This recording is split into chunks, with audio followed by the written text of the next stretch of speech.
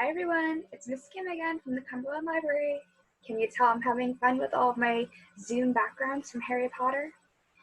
Tonight we're reading Chapter 9 of the Boxcar Children by Gertrude Chandler Warner, read with permission by Albert Whitman and Company. And Chapter 9 is called Fun in the Cherry Orchard.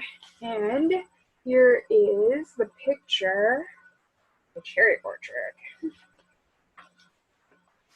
The next morning, Henry thought and thought about taking the other children to pick cherries with him.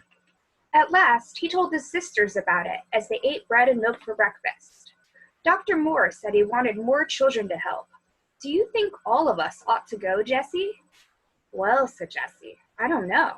You see, there are 4 of us. If Grandfather is looking for us, it would be easier to see 4 than 1.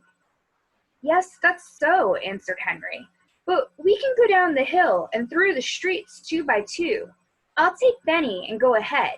Then in a little while, you and Violet come along with Watch. Good, said Jessie. Watch can tell where you go. The children took down the clothesline and shut the door of the car. Everything was in order. Then they started out. When they arrived at the orchard, they soon saw that they were not the only workers.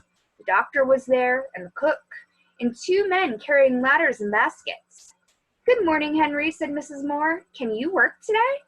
Oh, yes, said Henry. These are my sisters, Jessie and Violet. They can pick cherries, too. Benny is too young to climb trees, but we had to bring him. Maybe he can carry baskets, said Dr. Moore, smiling at Benny. You see, this is a big cherry year, and we have to work fast once we begin. Maybe he can help bring the little baskets and fill them from the big ones. Eat all you want, said Mrs. Moore. The cherries are beautiful this year. The children didn't really eat all they wanted, but every now and then they had a big red cherry. Henry and the girls went up the ladders and began to pick cherries. Watch barked for a while. He did not like to have Jessie climbing the ladder. Then he sat down and looked up at her in the tree. Benny hurried here and there, carrying baskets to the pickers and eating all the cherries he wanted. Everyone in the orchard liked Benny. The doctor laughed delightedly at him, and sweet Mrs. Moore fell in love with him at once. By and by, he sat down beside her and carefully filled small baskets with cherries from the big baskets.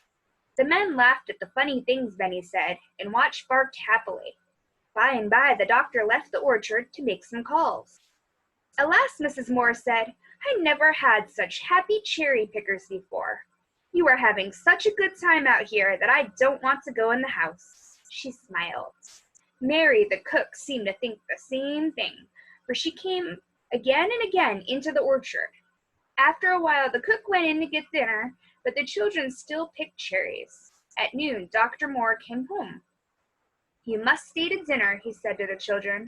We can eat here in the orchard under the trees. Will your mother be watching for you? When he asked this, he looked at Henry in a queer way. Henry did not know what to say, but at last Jessie said, No, our mother and father are dead. Then you must stay, said Mrs. Moore. Here comes Mary. The cook put a table under the trees, and they all sat around it and ate a delicious dinner.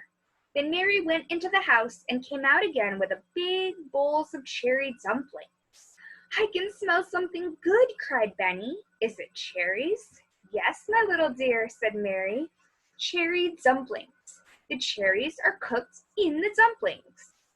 Benny ate his cherry dumpling and then went to sleep with the dog for a pillow.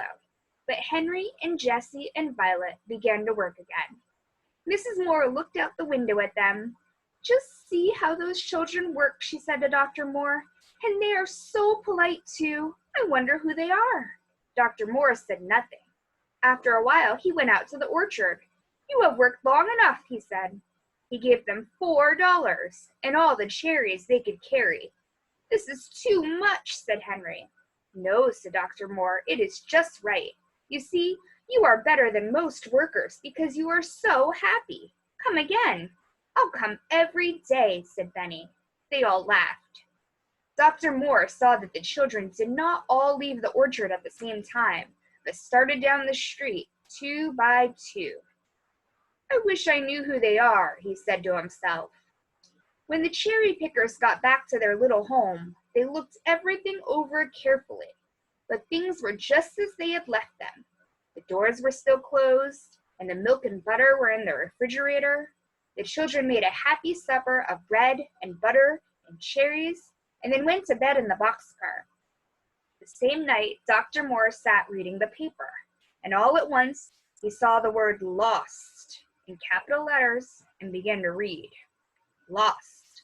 4 children, 2 boys and 2 girls, somewhere around Greenfield or Silver City. $5,000 to anyone who can find them. Contact James Henry Alden. Dr. Moore sat up. $5,000, he said. James Henry Alden. Oh my, oh my. He sat still for a long time, thinking and laughing to himself. The 4 children are living in a boxcar, but I shall not tell Mr. Alden that they are his grandchildren, he said. And that is the end to chapter 9. See you tomorrow night for chapter 10.